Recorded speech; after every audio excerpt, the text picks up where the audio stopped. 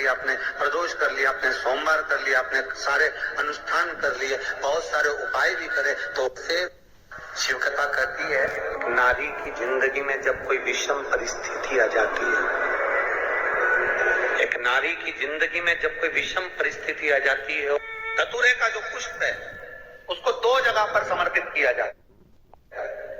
बहुत अंतर, जैसे बेलपत्री चढ़ाते हैं तो बेलपत्री चढ़ाते समय डंडी का मुख अपने ओर कर लेते हैं। 2 जगह, एक धतूरे का पुष्प जहां भगवान शंकर का जल चढ़ाने जाते हो, पूजन करने जाते हो, स्मरण करने के लिए जाते हो, वहां अशोक सुंदरी वाली जगह पर धतूरे को, फूल को समर्पित किया जाए।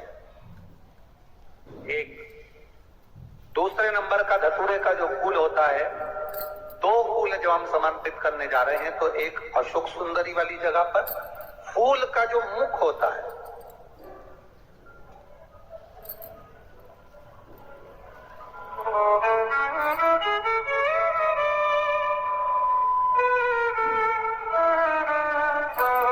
मान लो ये फूल है धतूरे का, वैसे तो धतूरे का फूल लंबा होता है, आपने दर्शन किए किस किसने करे ना सबने दर्शन, धतूरे का फूल लंबा होता है। अब वो लंबा जो पुष्प है उसका जो खिला हुआ भाग है, जो खिला हुआ, और पीछे की जो डंडी है, तो अशोक सुंदरी वाली जगह पर जब हम समर्पित करते हैं, अशोक सुंदरी वाली जगह पर जब हम उसको चढ़ाते हैं, तो जैसे ये शिवलिंग है और यहाँ सामने अशोक सुंदरी की जगह है, तो जो अशोक सुंदरी वाली जगह पर हम पुष्प समर्पित करते हैं तो खिला हुआ जो भाग है, जो खिला हुआ भाग है, उसको इस तरह से रखते हैं कि शिवलिंग की ओर उसका खिला भाग जाए, और डंडी का भाग इधर गणेश जी, कार्तिकेय जी और 33 कोटि जो देवी देवता हैं उस ओर उसका भाग जाए, उसका भाग ऐसा समझते हैं।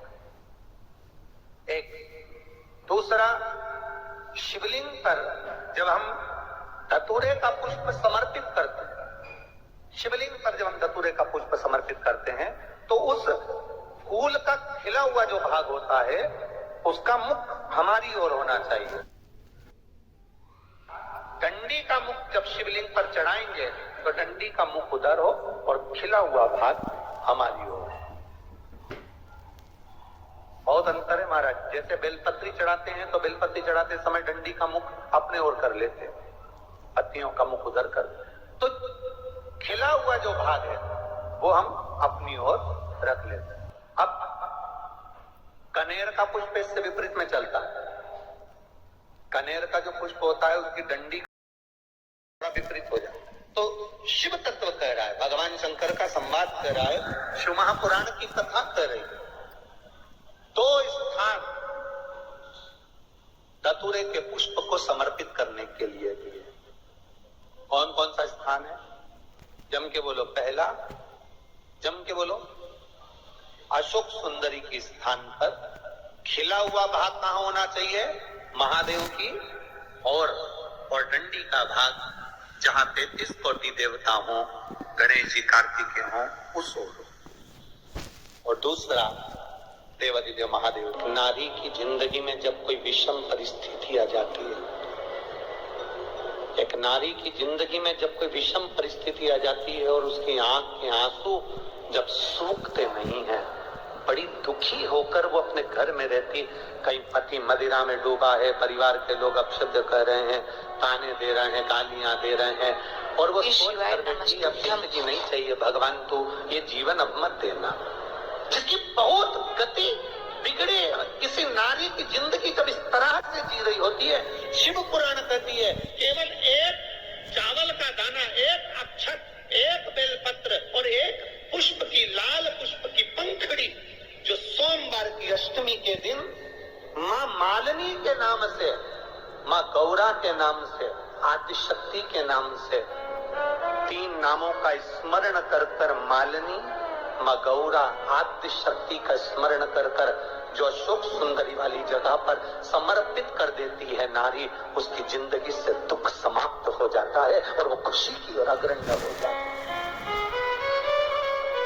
मालिनी कोई साधारण नहीं है, गजमुखी है ये,